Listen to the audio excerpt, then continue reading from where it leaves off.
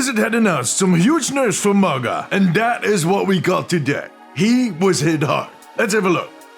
Hey guys, I'm Deemzies from the Omnic Post. It is the day of reckoning, the mid-season patch. The update in which Blizzard tilts the scales of balancing yet again, which usually results in a series of new complaints. Yeah, we are hard to please. The hero that was hit the hardest with this new round of changes was MAUGA, as was to be expected. I'm not sure how much the opinion of the community factored into these changes, but there were a lot of people complaining about the huge lump of flesh. Overall, people figured he was too strong, and I'm not fully on board with that opinion. Not 100% at least. But who cares, right? It's done. Anyways, let me run over the other changes first, because there are more changes. Orisa, for instance. They've removed the fall-off damage penalty on her augmented fusion driver. And Fortify now makes her immune to taking forced critical damage, such as MAUGA's volatile chain gun damage while Orisa is burning. Fortify already prevents direct critical damage from headshots. This kinda sounds like Orisa took a masterclass in how to counter MAUGA. She can poke better, and a Fortify will protect her from that critical damage she does with the two-gun combination. Next up, Roadhog. The total amount of healing for his Take a Breather was reduced from 500 to 450, and the cooldown between usages was increased from 1 to 1.5 seconds. That is a self-healing nerf, plain and simple. Especially that extended cooldown might have more of an impact than we think right now. They have been going back and forth on this self-heal for the last few months now, and I don't think they're done yet. But anyways, that was it for the tanks. Next up, DPS heroes, and we're going to start out with Sojourn. The gradual energy decay on her railgun no longer decreases below 25%. In other words, her energy decay will never fall under 25, which is kind of a nice buff. Sombra. Stealth. Grace period where stealth can be cancelled immediately after entering it increased from 0.5 to 0.75 seconds. The cooldown now pauses at 1 second while capturing or contesting objectives from 1.5 seconds, and the cooldown on respawning decreased from 1.5 to 1 second. Which is a lot of text to just say that she's going to go into her stealth faster and she'll be able to get herself out faster too. Okay, let's have a look at the supports. And we start out with Ana. I'm sorry. The effect duration for her biotic grenade was reduced from 3.5 to 3 seconds. Really?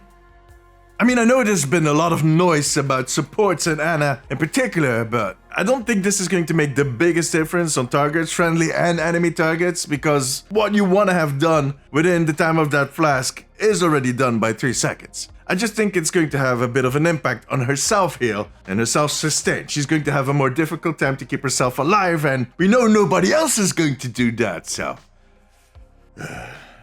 Another support that is getting some changes that we kinda knew about because Alec had dropped a hint was Iyari. Solar Rifle. The primary fire charge gain is no longer paused by secondary fire, nor channeling Captive Sun. The ammo is increased from 14 to 16. Captive Sun now fully refills secondary fire resource and resets overheated status. Remove the damage fall-off penalty on Sunstruck Explosion. This is a rather big buff, especially to her damage output, but then directly it's also going to allow her to heal more and heal better. The fact that she can recharge to her max shot damage while she is healing is kind of big. It is going to persuade some people to heal a little more directly, which might actually be the bigger buff over the ammo increase. And her ult is going to hit harder, but when she comes out of her ult, she's going to be ready to start healing again immediately, because that is one of the issues I have with the Iyari ultimate, is that while you're up there, you're not really helping your team. And if you ult at the wrong time, you basically come down to a completely obliterated team, which is kind of on brand for Iyari. But too soon? Yeah, I figured as much. And then there's Lifeweaver. Torn Volley. The projectile speed was increased from 70 to 80 meters a second, and the battle platform no longer can be pierced by piercing projectiles. Well, he's most likely going to do more damage, and he won't be able to get killed by arrows when he's on his platform. That is a buff. And he was already doing good in my opinion, so he's going to do better now. Which cannot be said about the big man himself, MAUGA. Brace yourselves, because it is a long list. His base health was increased from 250 to 300. His base armor was decreased from 250 to 200. So they basically swapped some of his armor to health. The ammo on the incendiary and volatile chain guns was decreased from 350 to 300. Less ammo. Cardiac Overdrive. The lifesteal was decreased from 70 to 60%. And the cooldown was increased from 10 to 12 seconds. On top of that, for Berserker, the overhealth conversion rate was decreased from 60 to 50%. That means there's going to be less healing for MAUGA and for the team. But the biggest one is for his ultimate, Cage Fight. Cage Fight will no longer grant infinite ammo. However, it still reloads his chain guns. It is actually worse than you think, because with the nerfed ammo, with the nerfed self-healing through his passive and the cardiac overdrive, his cage is going to become a death trap for himself. I mean, lately I've seen a lot of enemy players jumping into the cage with our MAUGA to help their team out. With this new MAUGA, that cage is going to become his grave.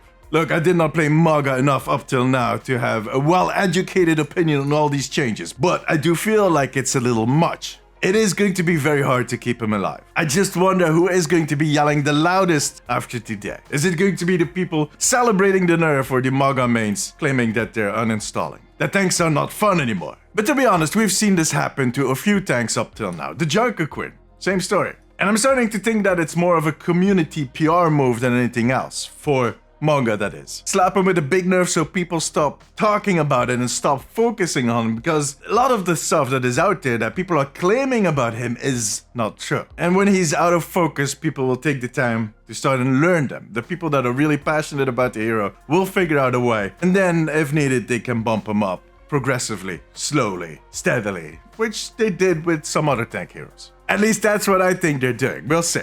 But tell me, what do you think about all of these balancing changes? Let me know in the comments. A big thank you to my patrons for their support. You guys are legends. And you too can become part of the Omnic Post family over on patreon.com/theomnicpost. Check out this video on what might be happening with Overwatch now that Bobby Kotick has left the building. But above all, make sure to subscribe. Take care of yourself, take care of each other. Bye bye.